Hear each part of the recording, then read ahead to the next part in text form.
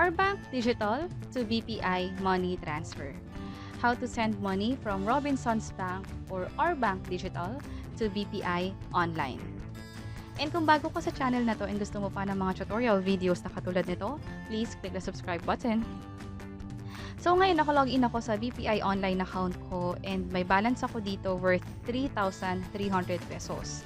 Ang plano ko kasi is mag-transfer ng pera from Rbank or Robinsons Bank and dapat mag-reflect agad yung perang padala ko dito. So itetest natin kung mangyayari yon or magkakaroon ba ng issue sa pag-transfer ng pera from Rbank to BPI. So ngayon proceed na tayo and mag-login tayo sa Rbank Digital or previously Robinsons Bank. So pag naririnig niyo yung Robinsons Bank or Rbank or Rbank Digital, iisang bank lang yon. Recently kasi nagpalit sila ng name. So ngayon mag-login na ako gamit yung fingerprint ko. And by the way, itong account ko sa Rbank Digital, inopen ko lang to online. So hindi ako pumunta sa branch. Instead, ginamit ko lang yung cellphone ko, nag-upload ako ng selfie, nag-upload ako ng valid ID, and nagkaroon ako ng bank account sa kanila. So, kung interested kayo kung paano gawin yon, meron kaming ginawang step-by-step tutorial guide. You may click this link sa taas to check that video. And meron pang ibang mga videos na related dito like paano i-set up yung fingerprint login, paano mag-open ng account, kung paano mag-sign up sa BPI Online Banking. Meron din yan dito sa link. I-scroll down nyo na lang sa baba kung interested kayo sa videos na yon. So ngayon, ito na yung account ko sa Rbank. Ang balance ko dito is 399. So bala ko mag-transfer. So tap ko tong transfer. And then, piliin ko yung another bank. And then, piliin ko yung InstaPay. Ang reason kung bakit pinipili ko yung InstaPay is mas mabilis kasi yung pag-transfer sa InstaPay and also mababa lang ita-transfer ko, which is 100 pesos. Yung PesoNet kasi hindi siya real time. Mas matagal siya, like pwedeng abutin ng ilang oras hanggang sa isang araw or pwedeng mas matagal pa ng konti. Pero ang maganda kasi sa PesoNet, although hindi siya ganun kabilis, mas malaki naman yung pwede mong i-transfer. May iba sa atin na, let's say, nagkapadala ng worth 51,000 pesos or basta more than 50,000 pesos. Kaya yun gawin ni PesoNet. Si InstaPay kasi, ang maximum lang na pwede mong i-transfer per day is up to 50,000 pesos. So, ang piliin ko dito sa transfer service is InstaPay. And piso yung pag-transfer or yung transfer charge is piso. So, napakamura niya. Yung transfer to is piliin natin is si BPI. And then yung account number, account name, lalagyan ko to ng info.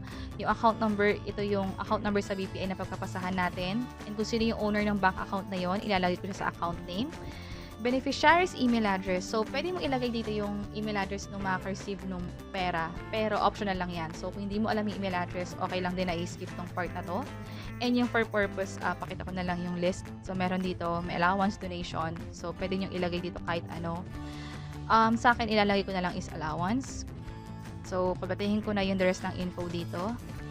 And, kompleto na siya so far. So, again, in-skip ko yung email address na part. Pero, pwede nyo lagyan to ng email address. Lalo kung gusto nyo makareceive sila ng notification about sa transfer na ginawa ninyo. So, scroll down tayo. Transfer from, syempre yung account ko sa Rbank Digital. Yun yung pinili ko. Yung amount is 100. And then, for remarks, optional. So, hindi ko na siya lalagyan ng info. So, tap ko na itong continue. And then, double check lang yung mga information dito. So, tama naman lahat. So, tap ko itong transfer, 100 pesos. So, processing na siya. So, pag ganito, importante na stable yung internet connection mo. So, ito na. So, thank you for using Rbank Digital. And may na-receive na rin akong text about this transaction. Successful na siya. And by the way, suggestion ko na bago nyo i-close tong part na to, mahalaga na i-take nyo yung screenshot nito or i-save nyo yung reference number. Just in case kasi na magkaroon ng issue sa pag-transfer. Although hindi ko pa siya na-experience in the past dito sa Rbank. Pero kung sakaling nag-fail yung pag-transfer, like nabawasan yung pera niya sa Rbank, pero hindi nag-reflect yung pera dun sa pinagpasahan, for this case sa BPI, pwede nyong itawag yun sa Rbank, i-report yung issue, and provide this screenshot na may kasamang reference number as proof na ginawa nyo talaga yung online transaction. So, balik tayo sa BPI. 332. So, na-log out tayo kasi idle daw tayo for 5 minutes. So, log in ulit tayo. And naging 3,400 na siya. Kanina, 3,300 to. Ngayon, naging 3,400 na.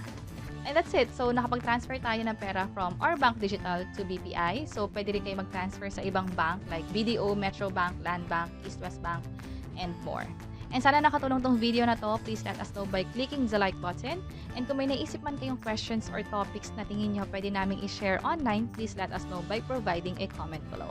And ito pa yung mga videos na pwede nyo i-check online. I hope na makatulong to.